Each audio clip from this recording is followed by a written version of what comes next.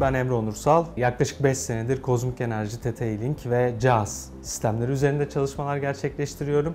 Kozmik enerji, Theta Healing ve JAWS sistemleri tamamen ruh, zihin ve beden dengesini sağlamaya yönelik meditatif sistemlerdir. Genellikle bizim bu hayatta yaşadığımız belli başlı problemlerimiz olabiliyor. Bunlar hastalıklar olabilir, rahatsızlıklar olabilir veya bambaşka hiç bilmediğimiz problemler olabilir. Para problemleri olabilir, ilişki problemleri olabilir veya psikolojik olarak kendilerini rahatsız hisseden, kendilerinde o akışı sağlayamayan kişilerin problemleri olabiliyor. Böyle durumlarda bu kişilerle gerekli olan çalışmaları gerçekleştiriyoruz ve bunların hayatlarındaki bu sorunlu alanlarındaki problemlerin çözülmesi ve açılım yaşamalarını sağlamaya çalışıyoruz. Normalde finansçıydım. Finans müdürlüğü yapıyordum, uluslararası piyasa müdürlüğü yapıyordum aracı kurumlarda ve yatırım şirketlerinde. Belli bir dönemde hayatınızda değişim arzusuna geçiyorsunuz. Ve bu değişim arzusu beni bu sistemlerle çalışmaya ve tanışmaya itti. Danışanlar genellikle gelirken belli başlı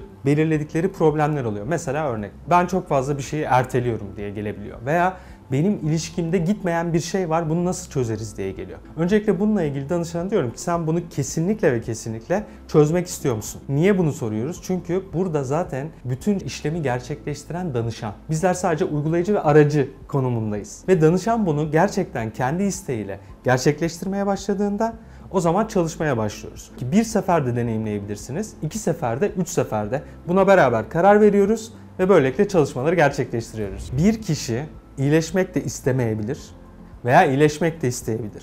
Şimdi buradaki asıl durum şu, karşıdaki kişi eğer ki gerçekten o yaşadığı problemi, sorunu, durumu bırakmak istemiyorsa ve o durum bu kişiye bir şekilde hizmet ediyorsa o kişi zaten bunu bırakmak istemeyecektir. Ne zaman ki bunu bırakmaya kararını verir, İşte o zaman ben de o çalışmanın gerçekleştirilmesi gerektiğini söylüyorum ona. Kozmik enerjide ilk başta biz herkesin bildiği gibi çakralarla başlıyoruz. Niye? Çünkü çakraların dengelenmesi bizler için en önemli koşullardan biri. Olmazsa olmazdır çakralar. Sonra da kişinin aurasında, yani aura nedir? Bizim 7 tane bedenimiz var ve bunların hepsi bizim auramızı oluşturur. Ve bu aurada herhangi bir problem, yırtık veya bir sorun varsa bunların temizlenmesi üzerine aurayı genişletip çalışmayı bitiriyoruz. Tabii burada benim anlattığım en kısa hali. Her sistem belli bir yerden akıyor. Her sistemin de farklı özellikleri var.